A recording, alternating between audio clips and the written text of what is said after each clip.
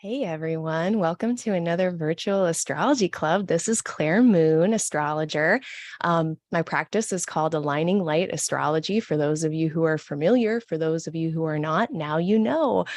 So what are we doing here? For August, we're doing a forecast. We do one every month, and this is no different. So we're going to be talking about Leo season. We're going to be talking about August. There's some crunchy little bits, of course. There's also a couple high notes for the month. There's always a few of both. So we're going to go through all of it. I do want to, I got to do some housekeeping first though. So first things first, usually this goes like an hour and a half, 2 hours, because I'm just kind of meandering along, just doing each day. Like I do way too much. But for those of you who have been following me on Twitter, you know that I got a stray cat this week for Leo season. I didn't, my roommate did, but I've been helping with it. So I have a sweet, precious Leo baby on the other side of my door right now, and she's being very good, but I don't want to stretch this out 2 hours. So probably going to be a little bit shorter today. I'm going to focus on the high notes and just kind of leave the rest. So if I forget something, if there's like some transits we don't cover, first of all, put them in the chat. If you really have something on your heart and your mind you want to explore together with this chart here in front of us, put it in the chat. There is a live chat to engage with. If there are people who are here, you can nerd out, you can talk amongst yourselves. I'm going to be watching. Oh, hi, Kyra. I'm going to be watching the chat. And so it is a bit laggy. There's like a 20-second lag between me and you. So if I'm just going to come back and check periodically. So I might not get to it like super fast, but I'll be circling back around. Okay. All right, great. So I think that's pretty much all the housekeeping we needed to do. Let's just go over the month. So in short, if we want our fancy little list of dates, which I should have posted it before. I should just start doing this before, but I'm going to post them after. So the ingresses, and an ingress in astrology is just a fancy word for when a planet moves into a new sign. And we're going to have on the 4th of August, Mercury into Virgo. We're going to have Venus into Leo on the 11th, Mars into Gemini on the 20th. We're going to be talking about Mars and Gemini, of course. Sun into Virgo on the 22nd, and Mercury into Libra on the 25th. Then we've got a full moon in Aquarius on the 11th, a Virgo new moon on the 27th of August, and there is Venus disappearing from the morning sky on the 26th. So at the end of the month, we have Venus who's going to be setting behind the beams of the sun, and I will talk about what the hell that means when we get there. So those are our dates. Again, I'll list them below. Overall thoughts for the month before we get too detailed. By the end of the month, we are going to be out of this Mars square Saturn that we are currently in. So one of the big signatures, for a while now has been Mars square Saturn. It's frustrating. It's kind of like part of the chart wants to go and do the things. Part of the chart is saying no. And that is actually going to, it's when we're trying to get shit done, when we're trying to do work, and there's obstacles and we need to adjust and we need to, problem solve. And while that's all necessary and satisfying, personally, I much rather like to have my work go more smoothly, if at all possible.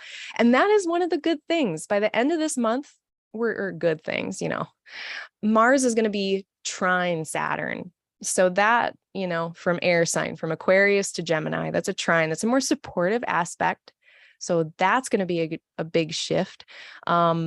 We have the Perseid meteor showers mid-month. So about the 11th of August to the 13th of August, if you can go outside, if you have visibility in your night sky and it hasn't been ruined by light pollution, basically a bunch of shooting stars outside. Go see them. So that's the Perseid meteor shower. I'll put a link about that from earthsky.org. Always has those astronomical deets. Perseid meteor shower. What the heck is the name of the comet? It's when the Earth passes through the tail of a comet, and it happens at about the same time every year. So that's what's happening again. And it is the Tuttle Swift comet. That's what its name is. It's a weird little name. I just learned it. But when we have Perseid meteor showers in the sky, it's because we're going through the tail of that Tuttle Swift comet that it in its eccentric orbit left a trail behind it. So that's fun. I thought that was a fun thing. So we're about to have a new moon in Leo at this point. It's only the 25th of July right now. We haven't had our new moon in Leo at the end of the month, but it's coming up really soon. So not part of the August forecast, but if you're interested in the Leo new moon, please head over to the forecast from last month, and it's all detailed in there. So, you can pause there. Well, actually, you can't pause because I'm live, but later, if you're watching, you can pause this, go listen to that, come on back. What else? Jupiter is going to be retrograde as of the 28th of July as well. So that right now has not happened quite yet, but it is about to. So we'll talk about Jupiter stationing. Is pretty much just hanging out at 8 degrees of Aries all month. So Jupiter stations, and it takes a while for it to actually start going back. And then again, past things I've talked about this, but November, December is when Jupiter will actually be switching signs. So that doesn't happen for a while. And I think those were some of my overall thoughts, but all right, let's dive in. So, at the end of July into August, we really start off the month with a pretty gnarly transit. I'm going to circle this with my little pen here. So this is the sky right now on July 25th. We've got Mars at 13 degrees of Taurus. We've got Uranus at 18 degrees. So they're 5 degrees apart, not quite within that 3-degree traditional striking range, but it will be. So by August 1st, first day of the month, we are going to be well into this conjunction of Mars, Uranus, and Rahu. And Rahu is another name for the North Node, this loopy-doo guy right there. And again, this is Uranus, this is Mars. And if I could just do it in a couple words, I would say instability, interruption, and confusion. Before we had Uranus in more modern contemporary astrology, Uranus is the one we like to think of when we think of destabilizing, when we think of interruptions, disruptions, just overall instability. But before we had Uranus, we had Mars, and Mars was in charge of a lot of instability. Here we have both of them. So you can about imagine, and a lot of people are talking about this. And as much as we have to be really measured as astrologers to not doomsay too much, we also don't want to get into a position where we're not, if I see a tornado coming and I don't tell people, what the hell kind of weatherman am I? So we got Rahu, we got Mars, we got Uranus, and that's how we're starting off the month, is a bit unstable. And so look to your Taurus part of your chart, wherever Taurus is. For me, Taurus is in my 4th. I will be moving my home, which is a 4th house topic. So it makes a lot of sense. Sometimes disruption is intentional. Sometimes disruption is exactly what we need. So I don't want to pretend like this is a bad thing or a good thing, but I do think it's a bit of sky where, if I could do the whole proverbial, are we bringing a sun hat, or are we bringing sunscreen, or are we bringing an umbrella? I would say enter this August 1st period of time, July 28th, really. So just in a few days, make sure you are well rested, make sure you are fed and watered, make sure you're taken care of, so that whatever does come up, like you're ready, you can just be adaptable and changeable, which is not something Taurus usually likes to do. Taurus is earth, it's fixed, it doesn't love change, but that is also sort of the, I don't know if it's too early to call it a silver lining. It's too early to call it a consolation prize, but as much as it's uncomfortable for Taurus to be changing and having to deal with this, it's actually, it's an opportunity, I think, because Taurus is so difficult to change.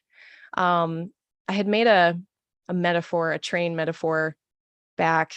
It was more to do, I think I was talking about like the Saturn Uranus square. But I had used and then Mars got involved. And again, this was like 2 years ago, but I'd been talking about trains and I'd been talking about thermite reactions. And so for those of you who are not familiar, please after this, or again, if this is later, pause the video and Google thermite, THERMITE. It's like the hottest melty chemical reaction you can have.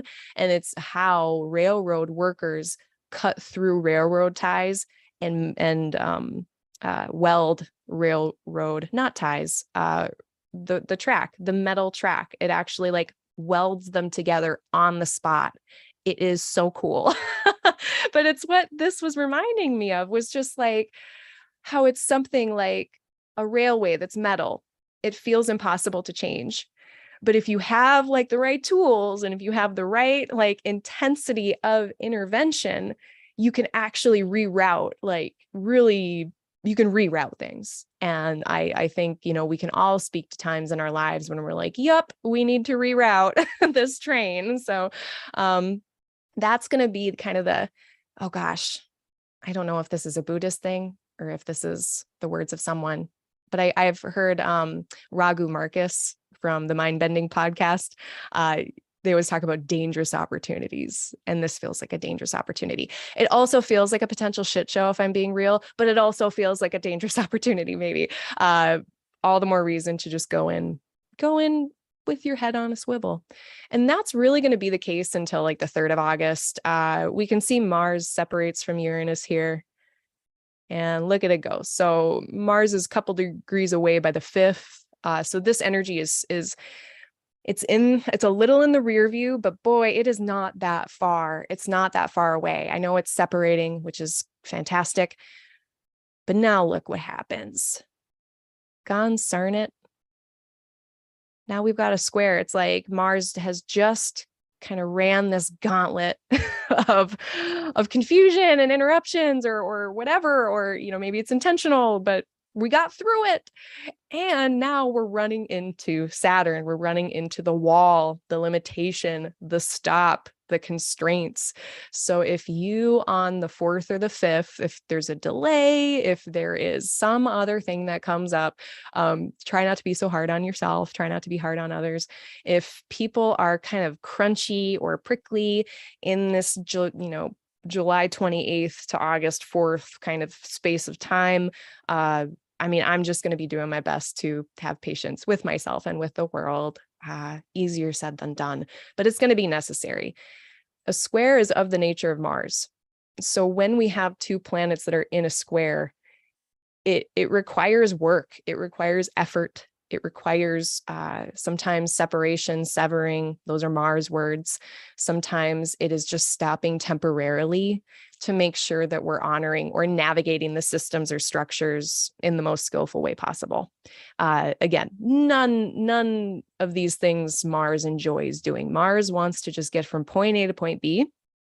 It certainly doesn't want to have to deal with Aquarian, you know, strict systems and structures and just the limitations of a pandemic. You know, so many times I see these limitations come up as very just boringly at this point.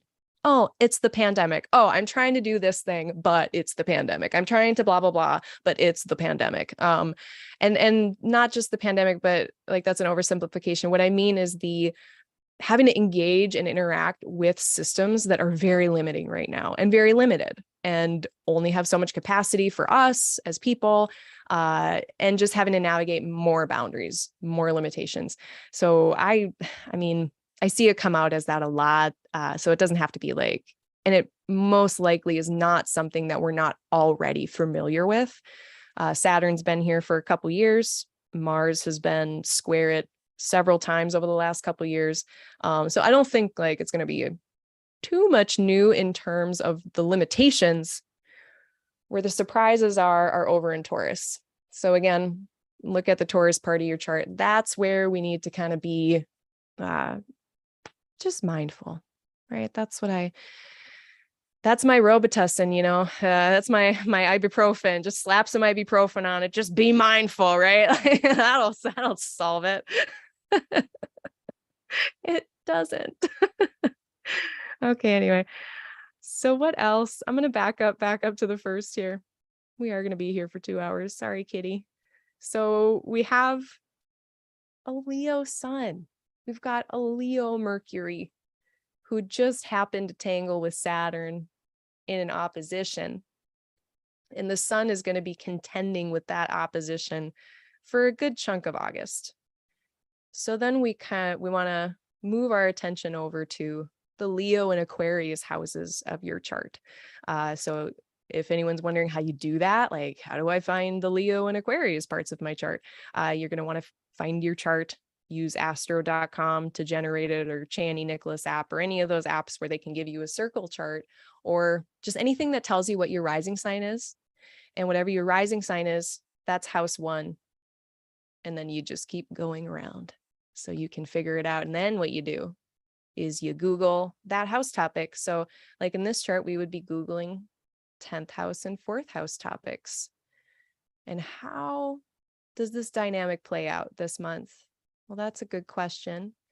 But we've got the sun in Leo, who really wants to embody what it wants to do. It's like the sun is my spirit. The sun is my will. It is what I am driven to just be aware of, to be engaged with in the world.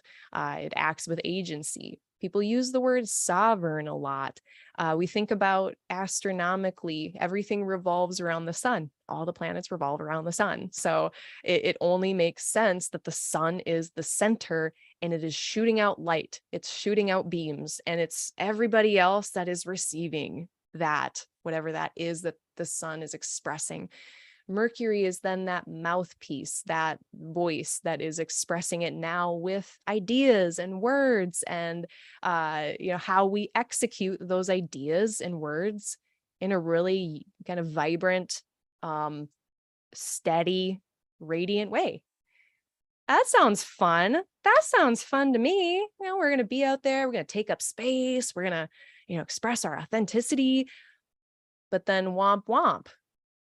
Saturn, Aquarius, these are those systems and those structures, those limitations that are really coming up to an impasse. It almost feels unresolvable. How do we balance what I want to do, what I feel inclined to move toward, versus what are the limitations of me doing that? And I think sometimes, for some of us, depending on our level of, what's that concept? Learned failure, we can kind of run up into some boundaries and then say, oh, whatever, I'm just not going to do it. And I think this is a better time to, there's probably going to be some delays. There's probably going to be some boundaries in August in the self-expression department, or in the creation generative, I'm going to be this stable light for people department. And so not letting that sway you too much, but also not ignoring it. So I'm a Capricorn person. I find I'm biased, but I do find limitations, and acknowledging them and saying, okay, I can't do that, or I can't do that yet, or I can't, this is not available to me at this time. I literally can't get this item off of wherever to do the thing I need to do. Just because that is the case, it doesn't mean your idea is wrong. But it helps to actually, when we know those limitations, then we can make choices to navigate around it. So I think that's what we'll be doing is how do we express ourselves in a way that doesn't get us too disappointed when we run up into rejection, but at the same time, we have to try to navigate around that, because Saturn isn't going anywhere. It's still going to be there till March. And once the moon, we had that new moon, or we're about to have that new moon, the moon is going to be coming around here in a couple weeks, and we're going to have that full moon in Aquarius right on top of Saturn. So whatever new moon intentions you have for the 28th, whatever you're percolating about in the Leo part of your chart and kind of regenerating, renewing, recommitting to whatever, if we don't acknowledge the limitations, if we don't acknowledge what could hold us back, or what we need to be disciplined about, be responsible about Saturn, if we don't do that, we're probably going to know by the full moon how that's going to go. It'll probably be pretty apparent once the moon hits Saturn what those constraints would be, even if that's the other thing too. If you're having a hard time being I don't know what's in my way. Nothing is in my way. I feel like nothing's in my way. You might find out what's in your way in a couple weeks. So better to be real and be on top of it. I think that's all I wanted to say about just Sun in Leo for most of August. It's also getting a trine from Jupiter. That was the other thing I wanted to say. So this is also how we're starting August. It's kind of annoying to me because it's a really beautiful, this is super enthusiastic, and And it's like this fire of following what is true and what sets your heart ablaze. It is just, if Leo didn't already want to express itself in how it sees fit, now it has Jupiter in Aries, which is like the most fiery cheerleader, just cheering it on, saying, yeah, buddy, it is you. Go do it, my friend. But then what's the answer that it runs up into is Saturn. So all the more reason to potentially pump the brakes, whatever's going on the 1st of August, 2nd of August. Because again, the sun's going to be, but at the same time, if you have an opportunity in the Aries Leo parts of your chart, I mean, go, like, at the same time, carefully go for it. That's an opportunity. And we do have this sign-based trine between Sun and Jupiter all month. So we have a lot of generative power. We have a lot of fire and like the will to seek the knowledge to make it happen. But we have a retrograde Jupiter and we've got Aries. And so there is a potential here, I think, for some half-baked ideas, some premature enthusiasm, just kind of going off without having all the details in mind. And then that could get us in trouble with those limitations, especially once we get into the Saturn parts of the month. So might have a lot of energy to do the things. Eyes bigger than stomach could also happen. That was my other concern, is just like, yeah, we can do all the things. And then, Aries, not a long game person, much more short little bursts of energy. They're not going to be able to necessarily keep up with all of the endeavors and all of the things that set our heart on fire. So just making sure that you're discerning about things you pick up and responsibilities you pick up, even if you're like, yeah, we're going to do all the things and it's going to be amazing. So then, okay, let's finally move on.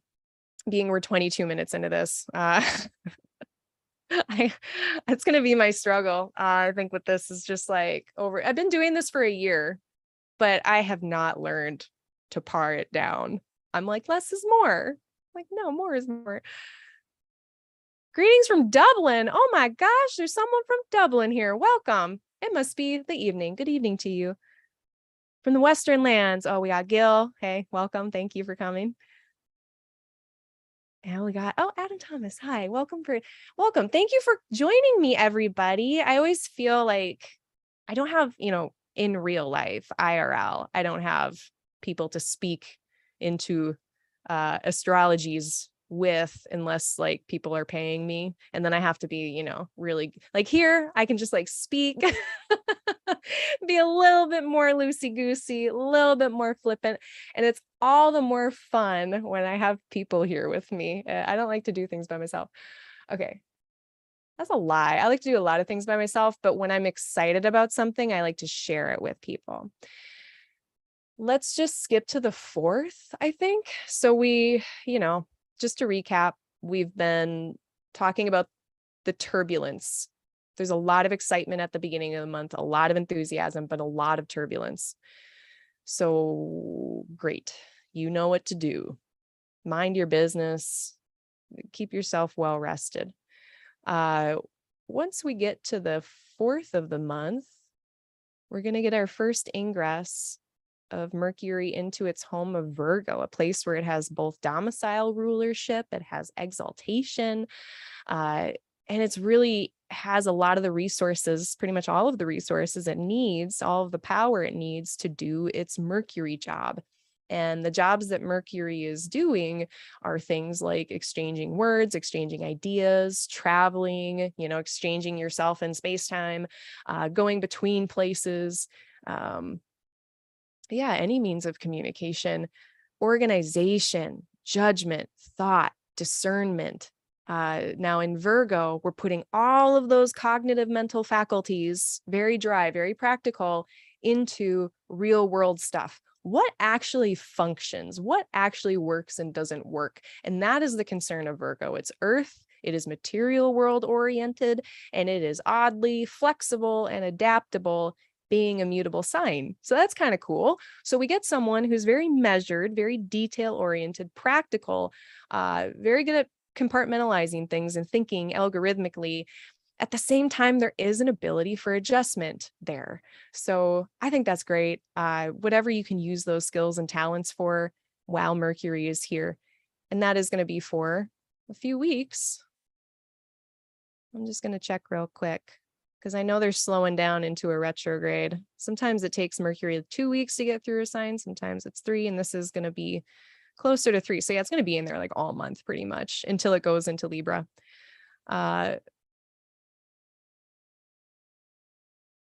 Once Mercury, I always like to talk to a little bit about, once a planet leaves a place, we can talk about who it's interacting with. We can also talk about who it's no longer interacting with. And that's the really nice thing about this month. As planets move from Leo into Virgo, they're no longer getting this stream of bullshit from Saturn. They're free of that. And then they are going to be affected, though, by Mars. And for part of the month, it's going to be by a square, a little bit more, take a little bit more care, particularly, well, I'll get to it. It's later in the month that we're going to be worrying about that. But part of it's going to be, I think, some productive Mars Mercury energy. So if you're someone in August, if you're someone who has writing projects, has a lot of like cognitive labor to do, Mars is going to be in a position in Gemini to effort and to put forth effort in those mercurial pursuits. So I think it could actually be quite a good month to churn out a lot of that type of cognitive labor, writing labor, whatever efforts you need to do that are mercurial. Lots of moving parts, having to navigate situations with a ton of moving parts, very difficult. Not usually super fun, but I think August, will have the ability to do that. So if you have those types of things, feel good. You'll have that kind of wind at your back, at least, I think. Yeah, the 11th of August through the 25th, Mercury's not being witnessed by either benefic. So that's the other thing. Who is Mercury not going to be interacting with here? And we don't get any interaction with Jupiter. We get some interaction with Venus here. So, that's another thing to consider, is that we're not getting, it is much more of a dry, practical energy with Mercury here, because we're also not being influenced by that enthusiasm, that fiery ness from Jupiter, which I don't hate. I don't hate that. I would say by the 20th to the 26th, if you want to, let's just skip ahead. I'm just going to be all over the place like usual.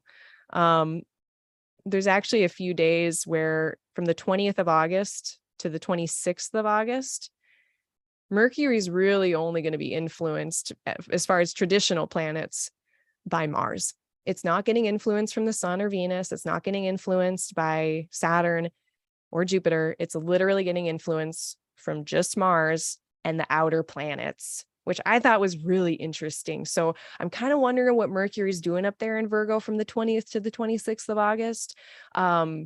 Could be a lot of that efforting, could also be like spiciness. So there's a lot of spicy skies just anytime Mercury and Mars are in a hard angle by square or by opposition, sometimes conjunction. If you do have words, if there are irritations, if anything is inflamed, I say this all the time, I'm especially saying it now, sleep on the email, sleep on the communication, do it in a week. The clarity that comes to mind, especially with frazzled, scattered Gemini energy, if we've got anger and it's going through a filter, this goes for the whole next 7 months, once Mars is in Gemini. If the input is irritation and inflammation, and the filter it's going through, like, just scatters that, you can see how that can become misplaced, misdirected, or just scattered aversion, irritation, anger. In another way, let's think of Mars as effort or just action, taking action, putting that through a filter of Gemini, which again scatters, it bifurcates, it multiplies. Are we able to focus enough to get stuff done? Are we able to focus enough on the 20th to the 26th to really kind of squeeze the juice out of this. I know people don't like talking about that, about like using astrology for stuff, or, everything in astrology has to have utility. It doesn't. Like, I don't feel that way, but it is the language that I use a lot. And it's because I have Earth things. So anyway, keep it focused. Keep it focused as best you can. The idea of, I'm not going to ask a Gemini person or a Gemini planet to do just one thing at a time, but I am going to ask them to not try to do 8 things at a time. So, some kind of temperance or moderation will be needed. But yeah, the capacity, the sheer capacity for getting a lot done intellectually and cognitively is there. Now on the 5th, that got broad. I zoomed out. I'm going to zoom back in. So on the 5th of August, I noticed that the moon was going to be in Scorpio. And there's this whole oppositions and squares. And the moon is our feeling, sensing, perceptory organ in a way. The moon is what helps us feel the vibes of the room.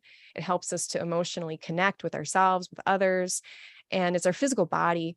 And in Scorpio, the moon isn't as easily able to feel comfort and support. And it can feel a little like, oh my gosh, I don't have the things that I need in here. How do I get the things that I need? And there's this sense of discomfort sometimes. Also the ability to navigate those things a little better, which is neat. But it's going to be feeling all of these hard angles very intensely, I think, on the 5th. I don't know what those feelings are going to be. I don't know what areas of life these are going to come out in your chart. So look in your chart for where the fixed angles are. If you're a fixed sign rising, this is like your home, your partners, your path, like it's the big angles.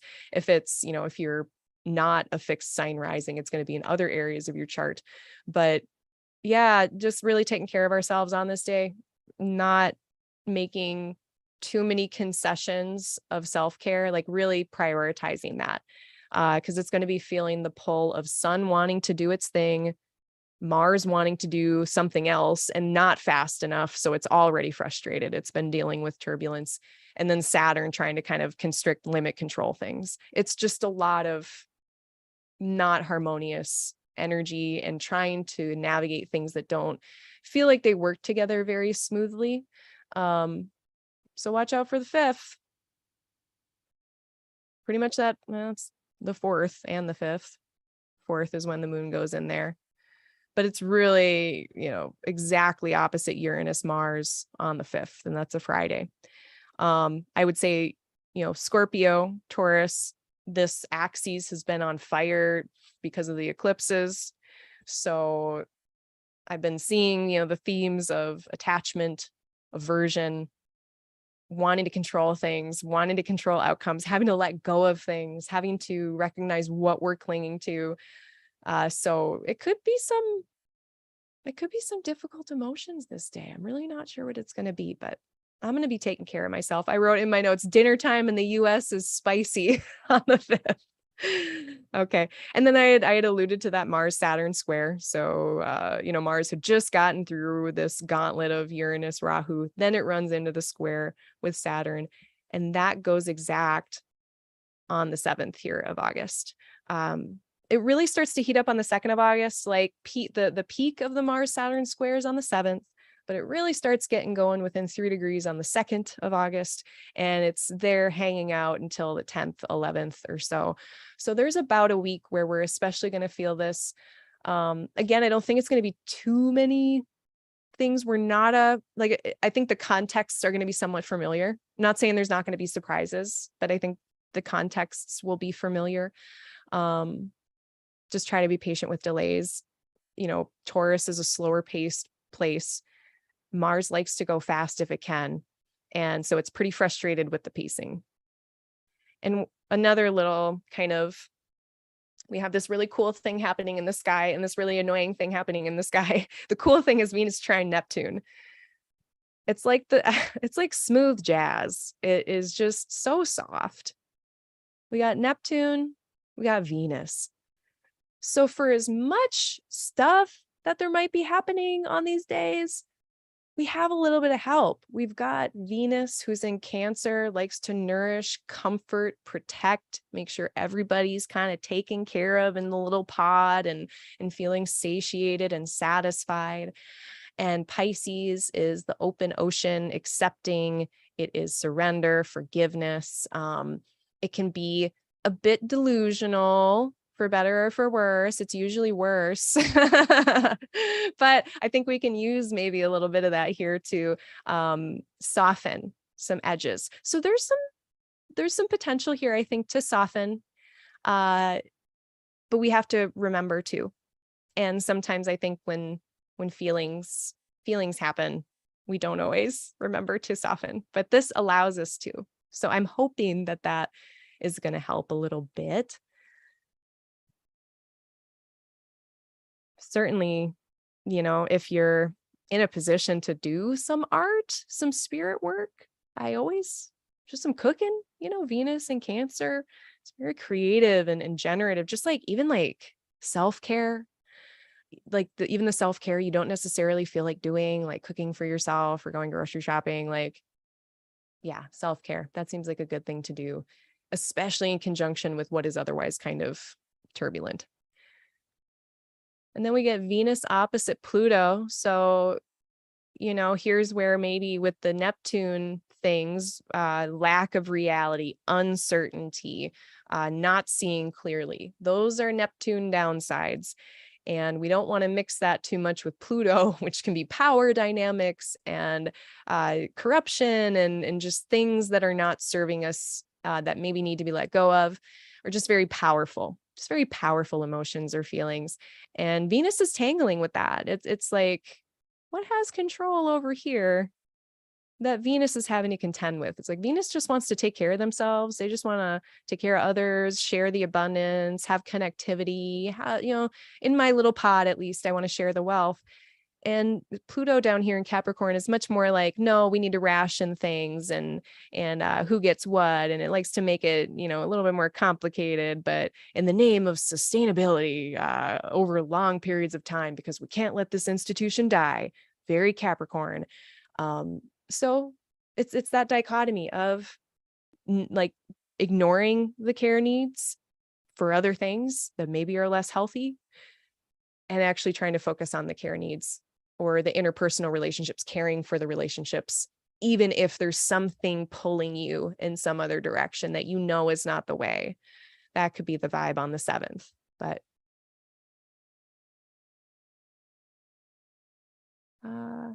yeah, Jupiter's in Aries. That's another thing I liked about this. As much as Venus has to contend with this opposition with Pluto, I think Jupiter in Aries, I have it in my chart, but I've also been watching other people, my interactions with other people, particularly when Jupiter is in Aries on the descendant. Oversharing, too much honesty. But at this time, candor, frankness, yes, it's all true. But that actually might come in really handy whenever we're dealing with Pluto, whenever we're dealing with Neptune. Having that clear, frank honesty can just totally cut through all of that bullshit. So can't recommend that enough. We can leverage that, I think.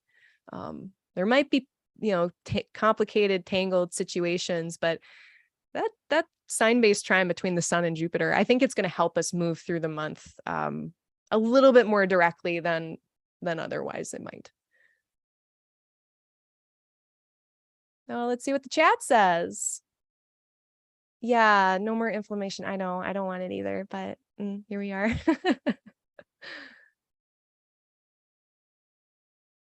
Okay, so we've got a question here, a good one, actually. Well, there's I'm a believer that there are no dumb questions. I really believe that, even though like the judgy part of me sometimes I might catch myself being like, whatever about a question. But if I'm being honest, no such thing. But this one is an extra good one. My natal Mercury is in Virgo and Mars is in Gemini. Might that make some of this more intense for me? I guess two answers, maybe two sides of the same coin. Yeah, like you're going to be having your Martial return, your Mars return, your Mercury return at the same time. But you're really familiar. The other side of that is like, you're very familiar with that energy. So maybe it won't be more intense just because it's something that you've been dealing with that energy your whole life if you have those planets in those places. It's just kind of like how when people have Mercury retrograde in their birth chart and Mercury retrogrades happen, they tend to navigate them with less distress, with more comfort, more confidence. If for nothing else, then they're just used to having to deal with that. So you might find that maybe other people around you are not used to having to deal with, holding their tongue or skillfully making an argument like a lawyer or a debate person. But you're used to that. So if there are challenges, it's just like you've been down these paths before. That's how I look at that. But yeah, at the same time, then you're also by transit going to be having those returns. So it's like the Mercury energy is very clear and succinct for you, probably. And the Mars energy in Gemini is very clear and succinct for you. So that'll be a really cool time to observe and get to know your own chart, because not only are you going to be seeing it affect yourself, but like, the world. And you can kind of try to zoom out, look at everything that's happening in those 7 months, and particularly in September. It's mostly August, September, I think, when Mercury is in Virgo. And you can look at that and be like, oh, how does this relate to me on like a micro scale, on a nano scale, if we zoom in? Not to say that mundane astrology, the study of populations, is the same as natal astrology, the study of an individual. It's not, but you know what I mean. Mutable rising. Yes. Did I know that about you? Maybe. I don't know if I did. Maybe I forgot. Maybe I have a Pisces moon. Maybe that's why we get along. I'm soft on the inside. Okay. So anywho, we had Mercury opposite Pluto. Thanks for the comments. And then we also get Mars. Hold on. Yeah, it's a trine. And Mars isn't the fastest moving planet, so it lasts for a few days here. As Mars reaches the end of Taurus, it's going to be applying to Pluto. Pluto-Mars trine, very energetic. I know that Mars, again, I've said it before, is slowed down in Taurus. So what is it like to have like a bull that's plodding along in the field? And now we give that bull a Red Bull, an energy drink, and it just more power, more. So making sure you don't overdo it. And this is 10th, 11th of August, particularly the 12th, 13th of August, getting to mid-month. If you're working at something, having to put in effort, having to take action, very powerful time to get a lot done. Just don't overdo it. We don't want that bull pulling that plow too far. Take her easy. Could be sexy too, honestly. Mars in a Venus ruled sign, getting some vibes from Pluto. Might be sexy because it's a trine, it's a little more harmonious as Pluto and Mars can be together. Oh yeah, and we're getting that sextile from Neptune, so it's kind of interesting. Any planet that is having an interaction right now with Pluto or Neptune, it's like that planet is probably going to be having an interaction with both of them, depending on what sign it's in. But the potential is there for planets to be interacting with both Pluto and Neptune at the same time. So this goes from being already kind of dark and twisty with Pluto and complicated, amplified, hidden, all of those weird things, creation, destruction. But Neptune, it just adds a layer of, okay, it was already complicated. It was already really deep. And now it's nebulous and confusing, and I can't see what the hell is going on. It's confusion a lot of times. The positive delineation I could say there is just powerful religious experience, powerful ability to surrender. This is a sextile. If we put in the work, it could be constructive. A powerful ability to transform due to self-forgiveness or self-surrender, whatever those things are. That could be cool. But with Mars involved and wanting to just act and do and move forward, I do kind of worry about it being more of that like power and confusion and action. And we don't want that so much. So, there's a few options for you mid-month. Instead of, I don't know, acting on something that you feel powerfully about or feel intensely about, but then you're confused and you don't quite have all the details.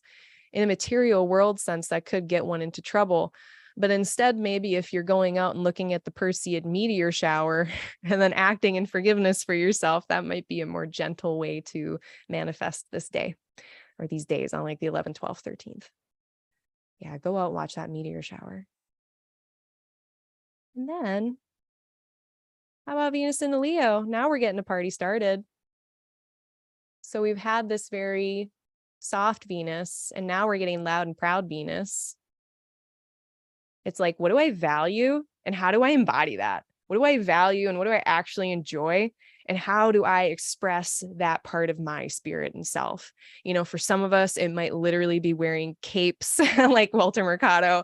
It might be not something so visible. It might be a more subtle expression, but whatever it is that you value and that brings you full of joy, it could be really cool to try to express that now. If you are an artistic person, if you do have an art medium that you want to explore, Leo here is just that generative power to just sit down and create and do it. Sun is here. So all the resources are here. We have all of the tools we need, all of the cool markers, all of the cool paper, whatever we need to do our little art project. It's a light, playful energy in Leo. It's not the winter where we have to worry and constantly analyze like how many potatoes we have left in Aquarius and constantly be cost benefit analyses. In Leo, it's like everything's growing. We have enough food. We have everything we need. So we can actually sit back and settle into a consistent rhythm of generativeness, of creativity, and I don't mean creativity in the sense of like watercolors. I mean it in the sense of like giving life to, like the sun gives life to a plant, that kind of creative energy.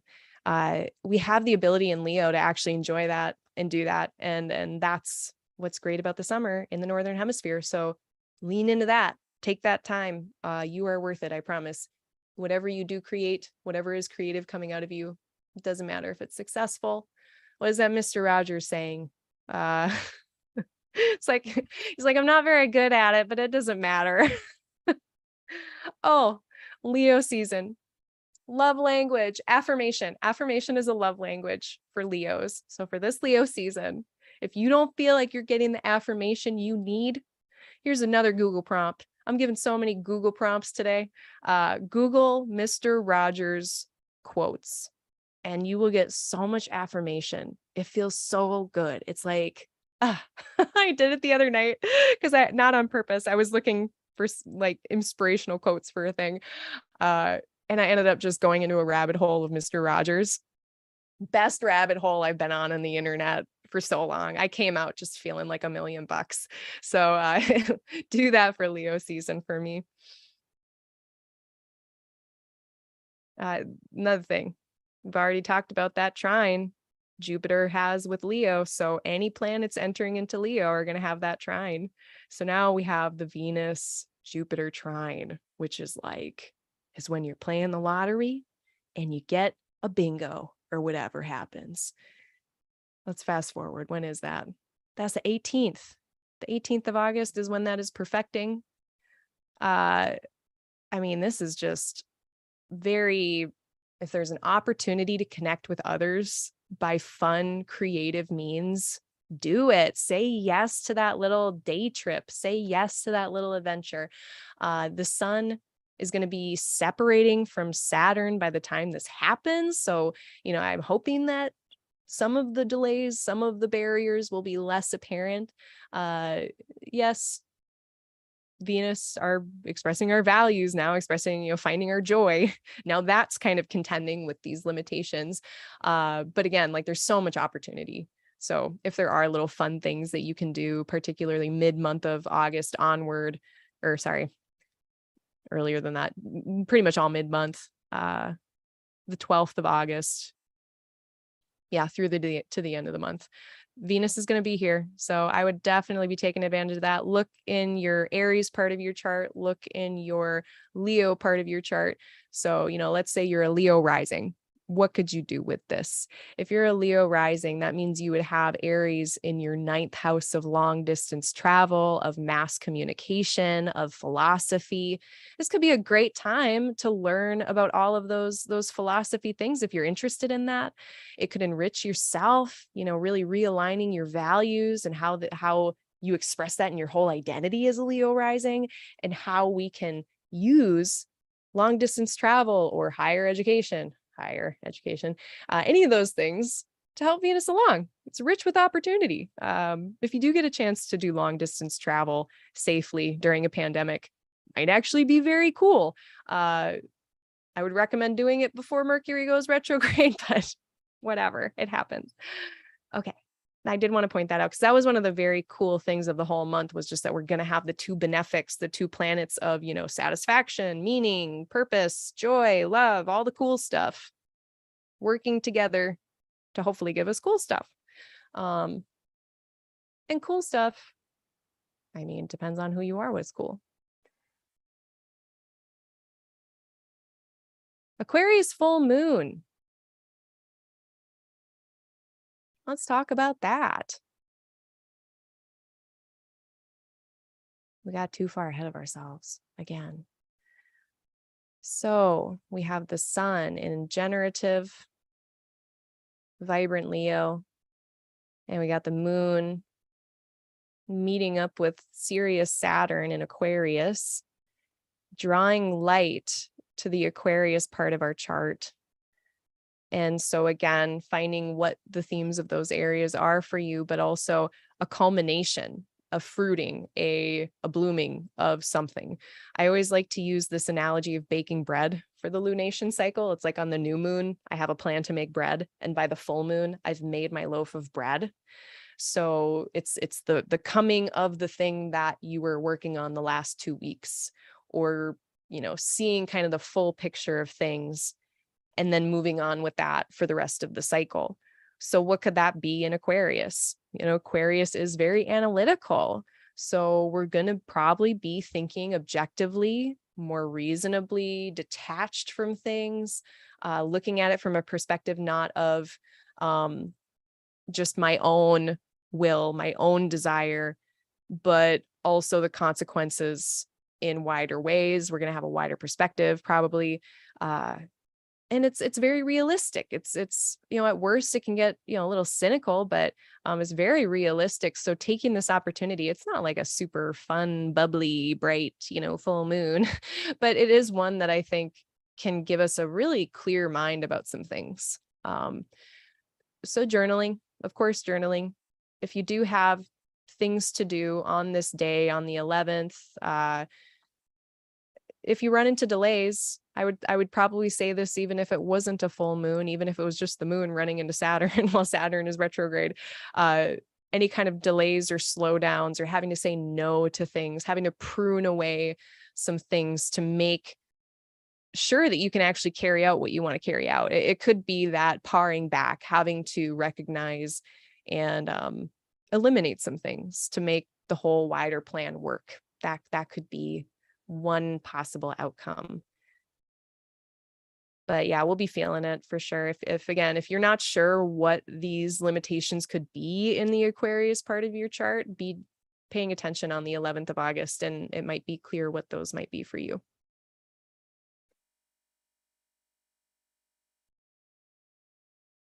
Another thing about this, I guess, more than just the opposition of the sun and the moon, we have this nice square from Mars. So it's tense. It is very tense. And part of, I think, what helps us move through this tension or an impasse, if you do reach something that feels like, how am I going to resolve this? How am I going to figure that out? One of the solutions could be in that Taurus place of the chart, in the changes that you're doing, in the instability that's been there.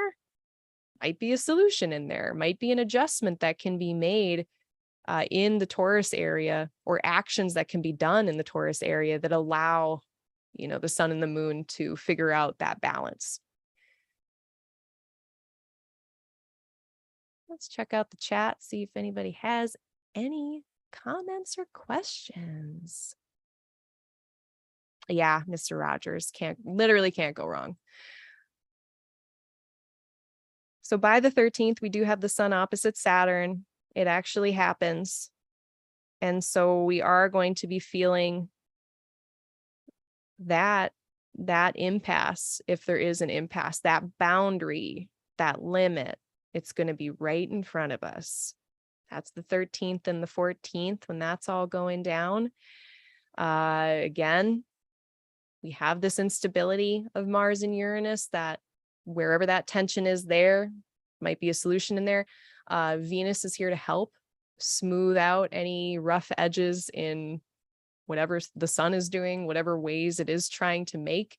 Venus makes it so that we can be a little bit more diplomatic. We can present ourselves or our paths or our concerns in a way that the other can actually receive, maybe.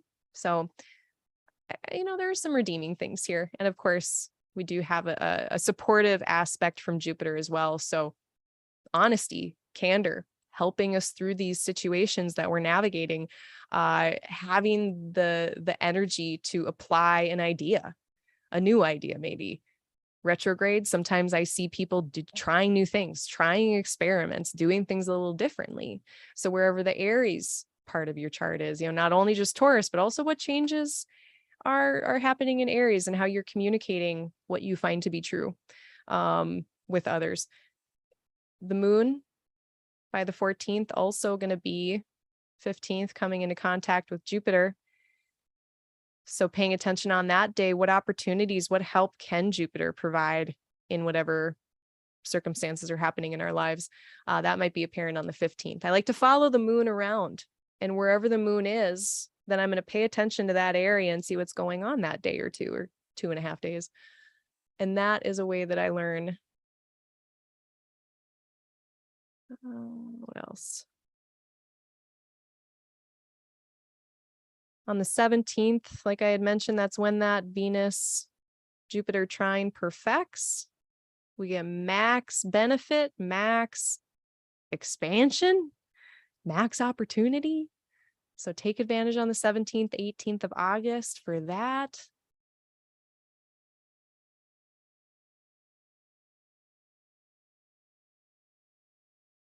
Any days where the moon is with Uranus and Mars, those are my mind my own business days in that area. So if, like, let's say you're this chart and you have Taurus in the 7th house, don't pick any fights with your partners and just leave your partners alone. Mind your own business. If you have Taurus in the 10th, if you see some stuff going on at work, just keep walking. Don't engage. Just don't even. That's what I would do. So I'm going to give that unsolicited advice. Anytime the moon is with Mars and Uranus and Rahu here, those are my mind my own business days. And those are going to be on the 17th and 18th. So that's kind of interesting because we do have this very social, connective, kind of vibrant energy with Jupiter and Venus, but we also have some bullshit going on over here.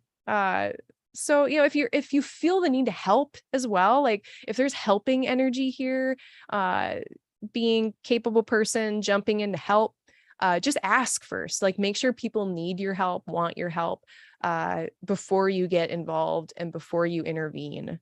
That would be another good thing probably to do. And then finally, Mars in Gemini, it's happening August 20th. So yeah, if you have Mars in Gemini, you're probably used to this kind of energy. What is this? It's vitality, it's power now in this intellectual, multiplicative sphere of Gemini. So we've got an ambition, a drive to collect data, to get information, to have that conversation. We've got more in us to want to pursue Gemini things like information or data. There's an effort or an energy or an ability with Mars to do maybe lots of different disparate things. The Renaissance person, the person who can hold space for being all kinds of people and doing all kinds of things. So allowing yourself that freedom, allowing that Mars to kind of keep busy intellectually over this time. So from August 20th to what is it? It is March 1st, second week of March. I realized recently I was getting a couple dates mixed up that happened in March. So now I don't remember when when Mars is getting out of here, but it's March of 2023. So for the next 7 months, basically, I personally am going to be trying to just like read more books, do more writing, have more important conversations that, I can't really get myself in trouble with, but I need to have. All of those mercurial tasks, we've got some steam now, some fire behind it to pursue them. Little foreshadowing, just so that we know for planning travel stuff in the holidays, November, December, January is when Mars is going to be retrograde here. And when Mars is retrograde, there can be an inconsistency. Anytime there's a planet that's retrograde, one of the possibilities that I see is just an inconsistency in that planet expressing that thing. So if Mars is our ambition during, or our drive or our energy, during November, December, January, of course, over the holidays, if we're feeling a little burnt out, if we're feeling tired, definitely rest. Don't beat yourself up if you had a lot of steam for something and then it kind of dips, or your ambitions are waxing and waning over those 3 months. I think they already do that anyway, every holiday season, because by then we are burning the candles at both ends. But all the more reason to be extra careful about not doing that, I think, and just keeping, pacing ourselves. Pacing ourselves is going to be really, really important this 7 months. So if you have the ability to delegate tasks to other people, potentially, that could be helpful.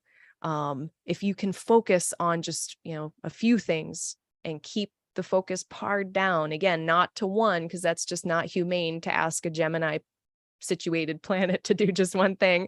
But the sign that you're focusing on too many things, I think, is when you stop making progress, when you feel like you're not getting anywhere. And if you feel like that about something, it means that some other things probably need to be pared down, cut away, to make space for that focus, make space for that band, or get more bandwidth.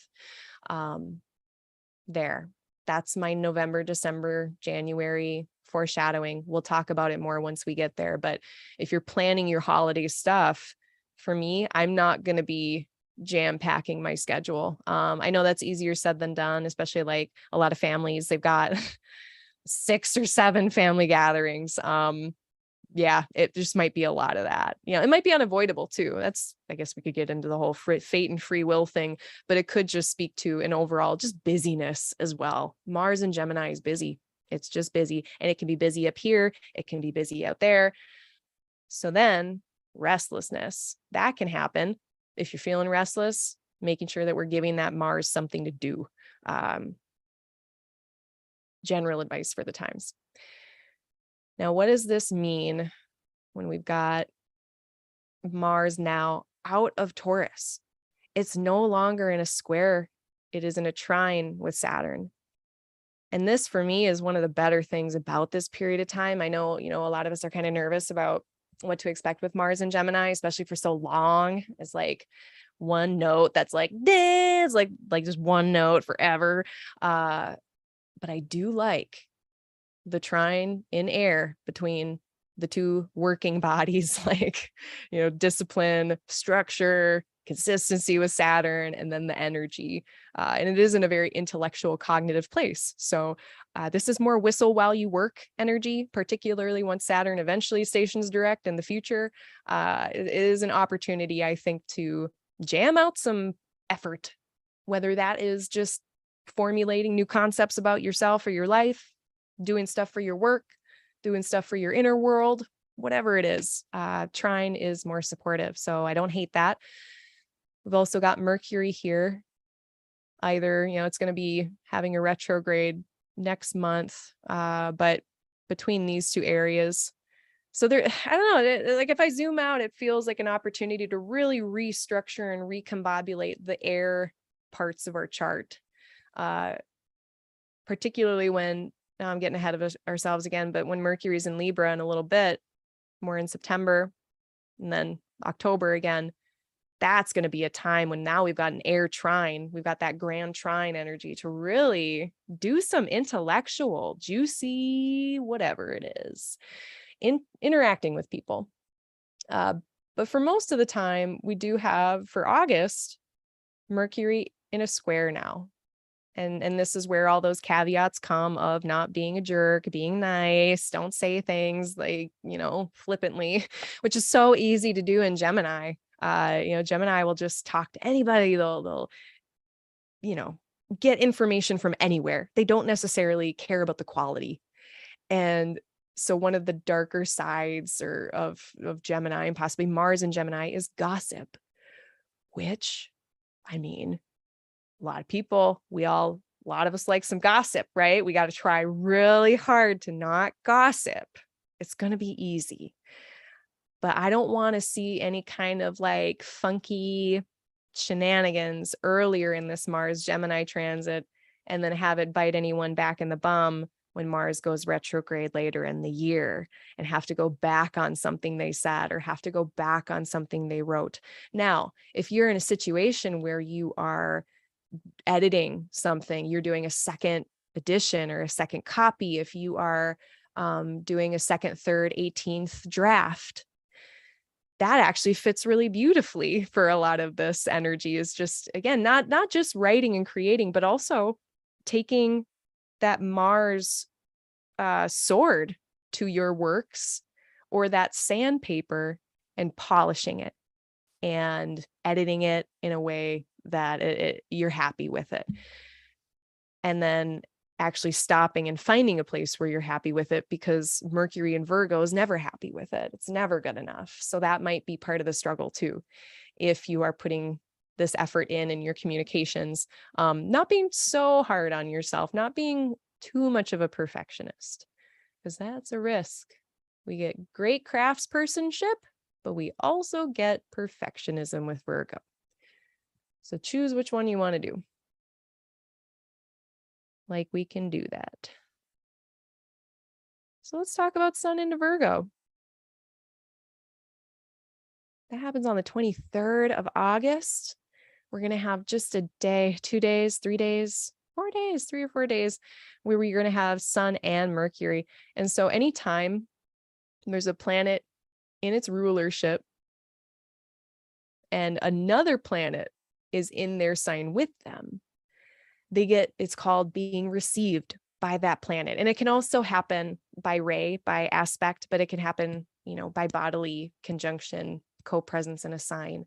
And symbolically, what that means is that in this case, like, Mercury has all the resources in the world to do all of its Mercury communicating, thinking, discerning, and the Sun also gets to use all those resources. So it's like, if I'm in someone's workshop, I can imagine like just a messy, like Adam Savage level workshop. I don't know where anything is. I can't do anything. It's going to take me like years to figure out how to build something in this workshop because I just don't know where anything is. There's a few days here where the Sun gets into the workshop. The crafts person is here and they can tell you exactly where everything is. They can help you get all of your materials, the plans, so that you can build it. So what that, practical, applicable advice for that is on August 23rd, 24th, 25th, August 23rd, 24th, 25th. Get planning, get thinking, gather your resources, gather whatever you need. That is, like, if you have a detail oriented thing you're doing, or if you look at that Virgo place in your chart, get thinking about what you want that area to look like or what you could possibly do in those days. Maybe you just have a really important email to write, the 23rd, the 24th, and the 25th. Write that email. That's a good day to do that. If you have to edit a paper, if you have to write a paper for college or something, or do a homework assignment, August 23rd, 25th, 26th, we're going to have a lot online. I like those days. And then what's really cute is right after that, we get this Virgo new moon. So now we've got all this energy of new beginnings and potential for new intentions and setting up new projects and new goals, whatever it is. So yeah, just it feels very creatively fecund to me. But in the name of details, in the name of planning something.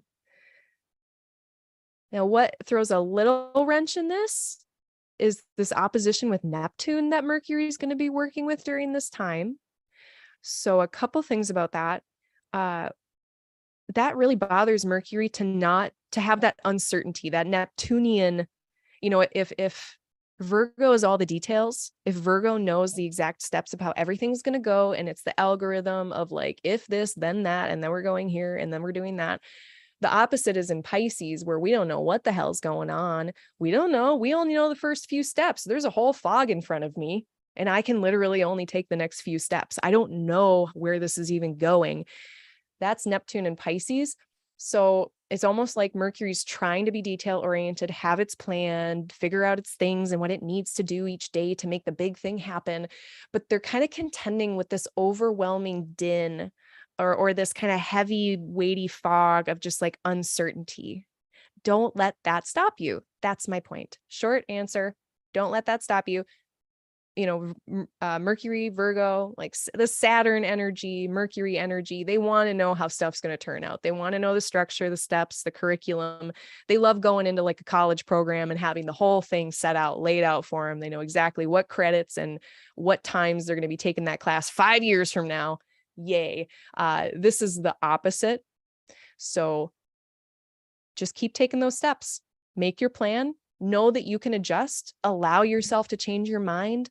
Allow yourself to have, a circuitous, meandering path.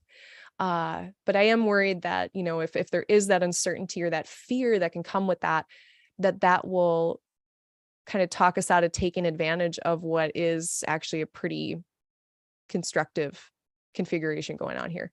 I hope that makes sense. So 23rd, 24th, 25th, plan the stuff. Consider the details of what you're doing in your life. Don't let uncertainty stop you. Certainty is, I don't know, isn't an illusion. I don't know if certainty is an illusion, but it's not guaranteed. And it's not certainty. It's not good to cling to that. It's very difficult not to cling to certainty, but it's not the way. Virgo hates everything I just said. I'm sorry, Virgo. So we have a new moon in Virgo on the 27th. It's in this first part of the decan, and I'm going to read from Austin Coppock on that note. Did I put it here? I did. So the first decan, decans are when you look at a zodiac sign, and listen to like Austin Coppock and Demetra George about the decans. I know Spencer Michaud also does work on the decans. Michaud as in dog, Spencer Michaud. They're doing a ton of work on the decans. It's a complicated, fraught history. It's not simple or straightforward, the decans, but I use them to help me interpret zodiac signs and to help interpret what a planet might be experiencing in a zodiac sign. And what they do is they chop each zodiac sign into 10-degree chunks. So here we can see this first 10-degree chunk is where we're going to have this Virgo new moon, and there's some extra information in there. And what Austin Coppock discussed, I don't have his book, but I did the workshop and I've listened to it ad nauseum. This is a decan of letting things see how they work out on their own. Like, how do you let things work out on their own without intervening, or only intervening just enough? Like that gardener, I believe he used a metaphor of a gardener who, you can intervene with the garden or you can intervene with whatever you're building. But if you intervene too much and not letting it just grow on its own, you can almost shoot yourself in the foot. There's humility involved. It's the humility that Virgo, what did I say about that? Yeah, it's just humility. Understanding that you might not have the power to intervene and have the outcome how you would like it. If we want the tree to produce fruit, we can provide help. If it lacks the need, we can give it that thing. But humbling oneself before nature, you can't hurry perfect. We can hurry or we can do it right. We can hurry or we can do it right. So we've just gotten over Mars being in Taurus. And I have a feeling when Mars gets into Gemini, it's just going to want to rip. We are just going to want to go because we've been held back and slowed down. And then this new moon here in Virgo is almost saying like, no, slow down. It's not going to go as fast as you want it to go.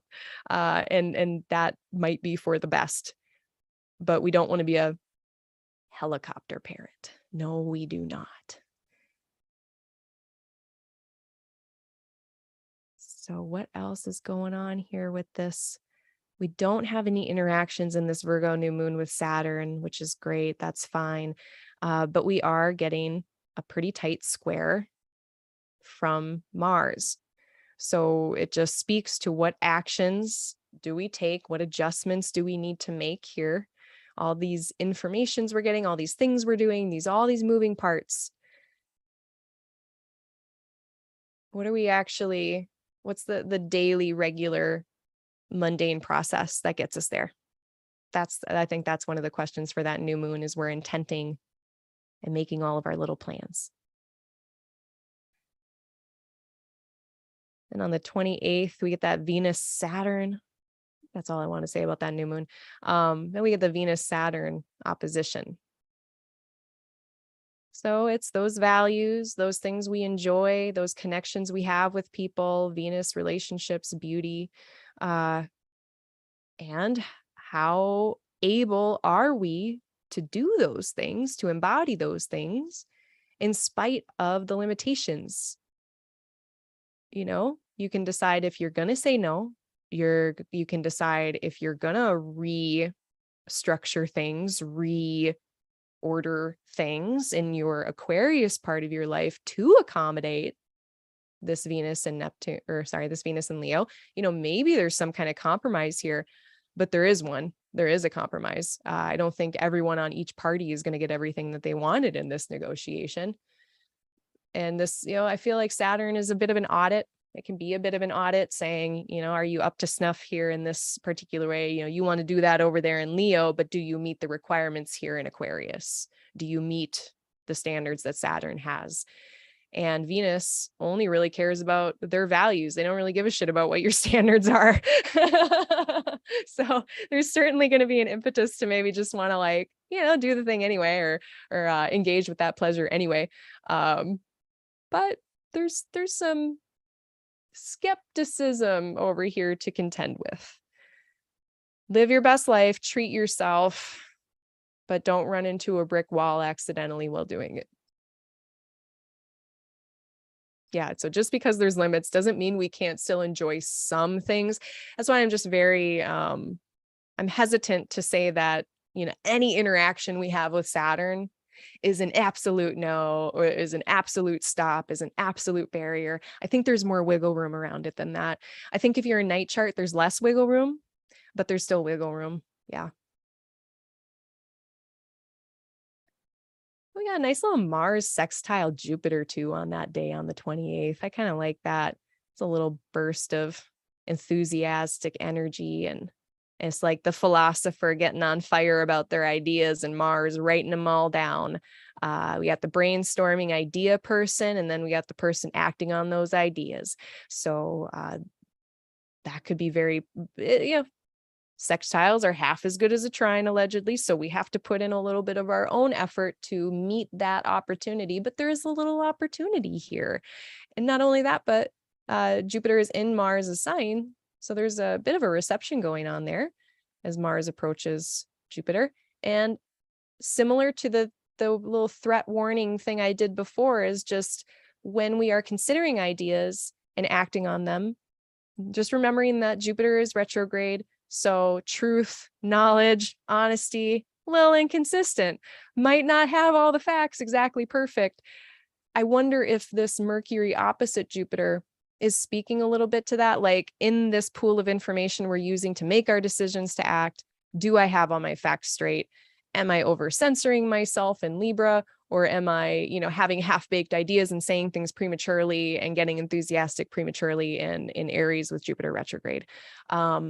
So very fertile cognitive landscape. Like, write down all your ideas. If you have a brainstorm, just write all that shit down. Maybe sleep on it before you act on it. That's, you know, I say that all the time about everything, but this is especially at the end of the month on the 28th of August. I am saying it more and loudly.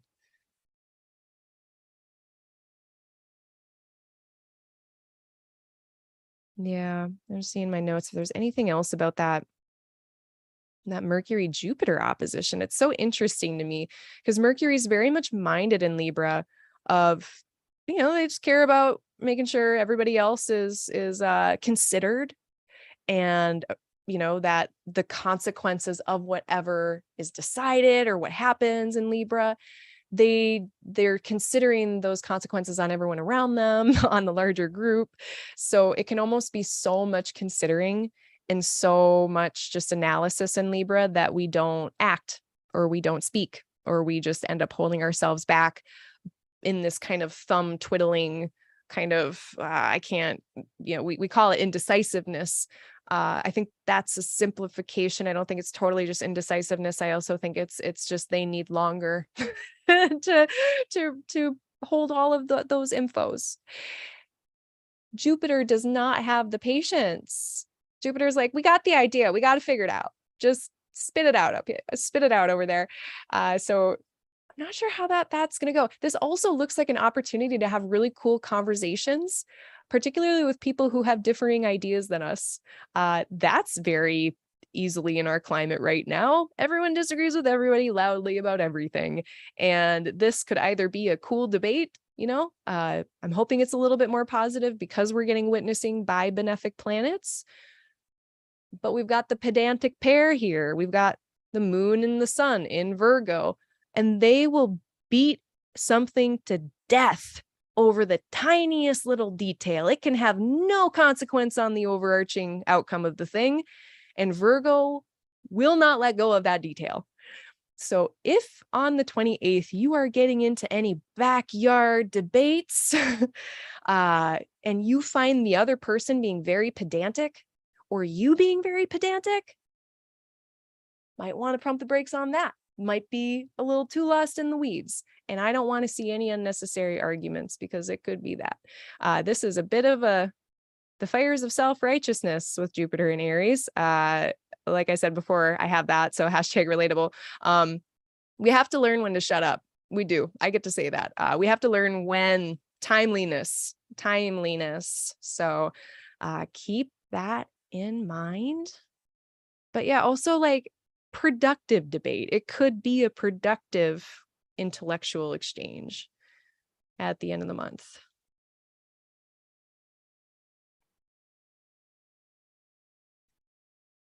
Yeah, Mercury's slowing down. So I guess by the end of the month, we got Mercury slowing down, ready to station in Libra, which it does on the 10th, I believe. Yeah, 10th of September.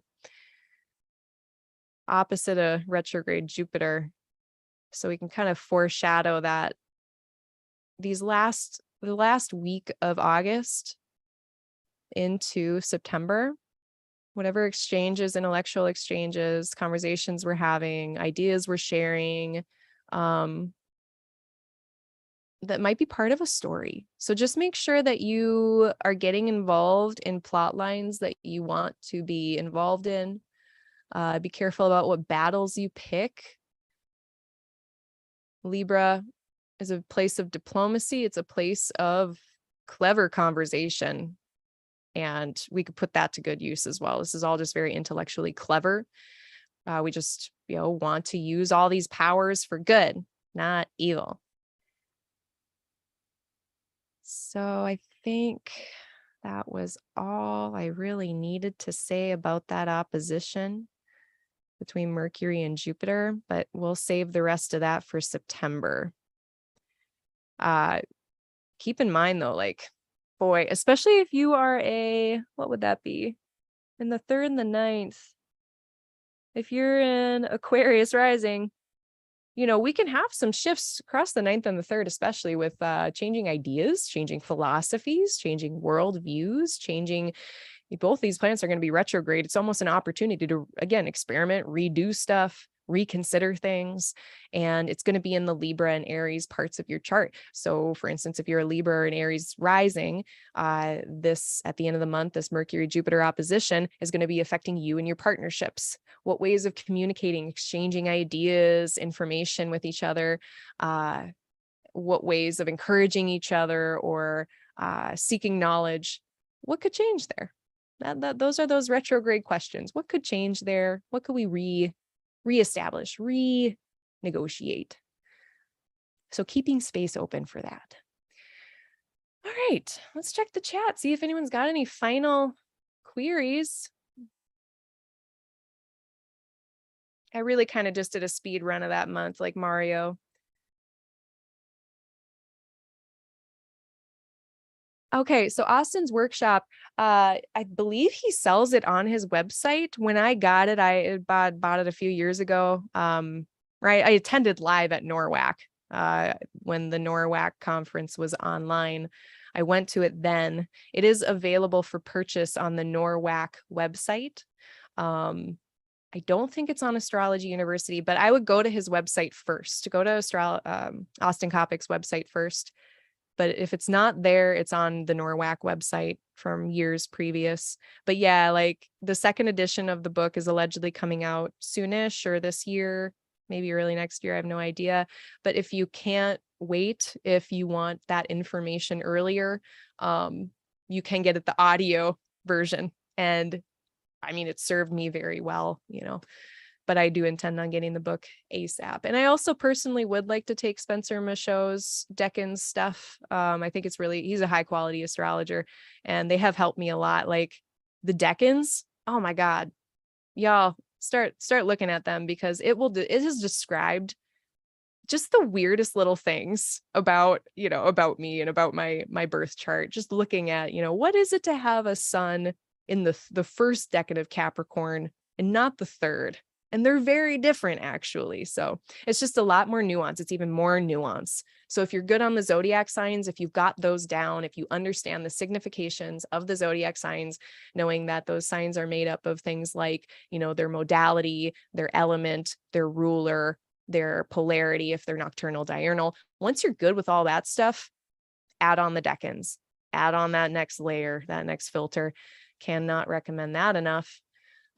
So no additional things. I mean, I really did not do the whole month at all. I definitely nitpicked some little configurations. So sorry if I missed one that you wanted to hear about. If you do have any questions, you can pop them in the chat. Don't forget to hit the like button. Do me a solid, hit that like button, smash, punch, throat punch the subscribe button. Do all of that stuff for me so I can be financially independent someday. And I am doing bookings. You can go to www.aligninglightastrology.com, and there's my horoscopes. I do about one a month. I also have a newsletter. I only send out one a month. So if you're interested in getting the dates, the deets a little before everybody else, I usually send them out in the newsletter first, and then everybody else gets it later usually. It's all free. You can unsubscribe at any time. I also do tutoring if you're a Hellenistic student of astrology, or you're into Hellenistic astrology, particularly like if you're getting started with the foundations. I'm your person. I do tutoring. And then if you have any kind of financial hardship, if you're a marginalized person, if you are the victim of any kind of oppression, you are eligible for my sliding scale. So any of my services, if finances are an issue, just email me. My email is aligninglight@gmail.com. I shorten the astrology. And, you can find it by breadcrumbs through my website, but just reach out to me and we can work together through the sliding scale. I don't want money to get into the way of astrology. I think that's it. So, overall, July, by the time July ends, there's so much fixed energy. Like there's so many planets in fixed signs. It's very hot and dry by the quality of the signs that the planets are in. So there's like this fixity, this rigidity that, yep, this is the stuff we're doing, but it's also very busy and kind of, there's not a lot of connectivity. It's a little more rigid. That's kind of how July ends. By the time August ends, we've got a little bit more flexibility in things. So if you feel stuck right now, I think by the end of August, things are going to feel more opened up and less constipated, basically. Just more open, still pretty dry, not a ton of connectivity. There's not a lot of water. by the end of August, more dry business as usual. So I do like to see that it is going to be a little bit more flexible though, compared to July. Well, with that, my friends, yes, I hope you all have a great month. Oh, one last thing. Sorry. I am going to start making these consistently timed. My election, my astrological elections brain wants to elect everything. I'm in that phase. I'm in like the baby electional phase where you're like, that's everything. It's so unrealistic. It's so silly to do that. Like, who's going to come to this? Thanks, y'all, for coming on a Monday at 1 p.m. But it really probably would be better to do this at a more consistent time during a more reasonable hour when people aren't in the Western world or not and at their job. So I'll be doing that. So watch out for that. But yeah, it's always at the end of the month. Okay. Thanks for your time. Email me, ask me questions, put comments in the thing, smash the stuff, hit the likes. I hope you all have a great rest of your day. I hope you all have